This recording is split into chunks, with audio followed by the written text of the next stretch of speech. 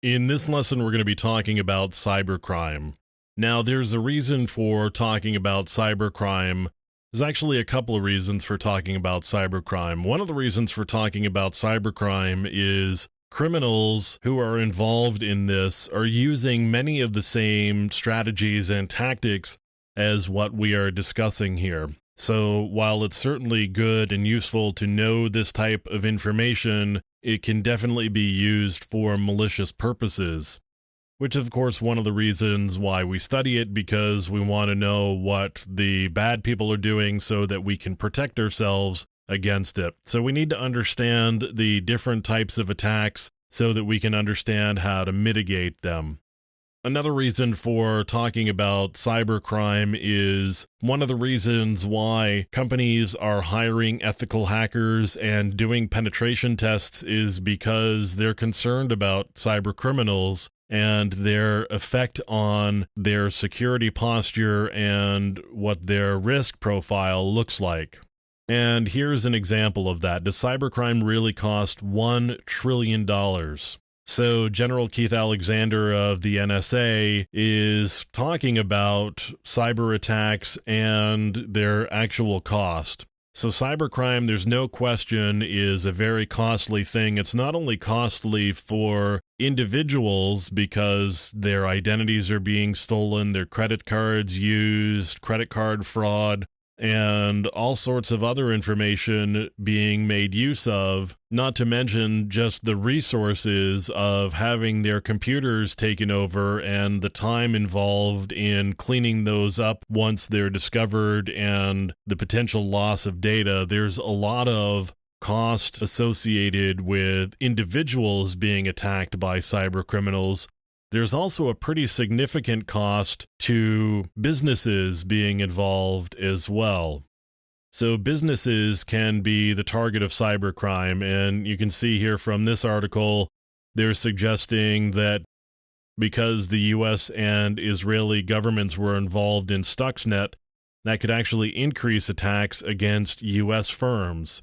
And they're saying the U.S. painted a target on its back because they were involved in these attacks, and there's a suspicion that there may be retaliation against U.S. businesses.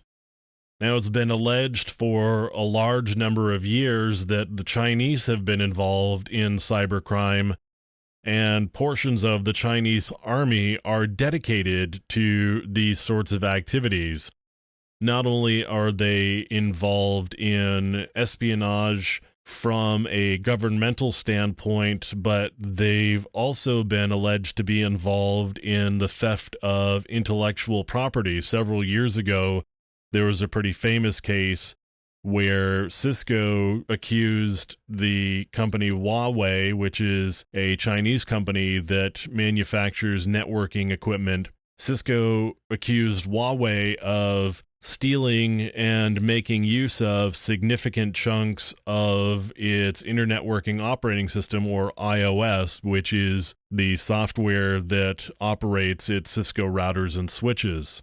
So Cisco has alleged that Huawei got a pretty significant leg up by making use of Cisco intellectual property.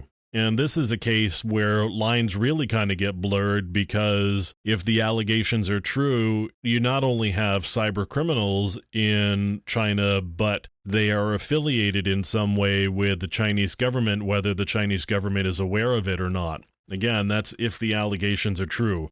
But this is something that's been alleged for several years now, and there are people who claim they have some significant evidence indicating that that's true. It's not the only place where cyber criminals reside, though. Cybercrime is all over the world, and cyber criminals are there. And the reason why is because we don't understand security nearly well enough, or don't practice good security habits nearly well enough on our individual systems or our enterprise systems, in part because there's no real return on investment. If you spent $10 million on security, you're not going to say, hey, I added $20 million to the bottom line because I spent that money. It's really sort of you throw the money away right up until you actually need it. So in that sense, it's sort of like insurance.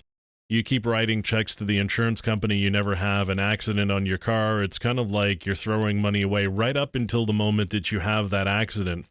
So spending on security is kind of the same, where companies don't spend a lot, sometimes because they don't see the value of it, but in not spending that money, they open themselves up to theft of intellectual property, theft of resources, theft of money directly in some cases if you can get hold of banking information, for example. So cybercrime is a real big problem. And sometimes cybercrime isn't as straightforward as just criminals looking to steal something.